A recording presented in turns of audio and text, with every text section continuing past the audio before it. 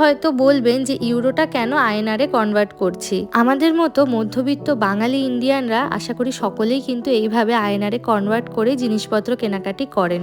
আসলে আমরা কেউই তো আর পার্মানেন্ট বেসিসে জার্মানিতে থাকবো না, তবে যারা জার্মানিতে একদম সেটেল তাদের ক্ষেত্রে কিন্তু ব্যাপারগুলো অন্যরকম হয়। আর এই দিকটাতে রাখা থাকে বিভিন্ন ধরনের আচার। এই আচারটা দেখুন, একদম কিন্তু কাঁচা আমের আচার, তবে এটা একটা পাকিস্তানি ব্র্যান্ড মনে হলো। বেশ কদিন ধরে দেখছি সেরোনাতে গোটা মুসুরটা রাখছে না, অগত্যা এই ভাঙা মুসুরটা দিয়েই আমাদের কাজ চালাতে হচ্ছে।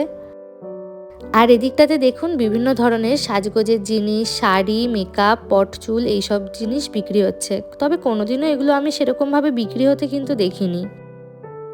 আজকের মতো আমাদের বাজারঘাট কিন্তু হয়ে গেছে, আর অভিজিৎ এখানে বিল করে নিচ্ছে। একদম 20 ইউরো আমাদের বিল হয়েছে, মানে ওই ইন্ডিয়ান মানিতে 1800 টাকার কাছাকাছি। বাজারঘাট করে কিন্তু বাসে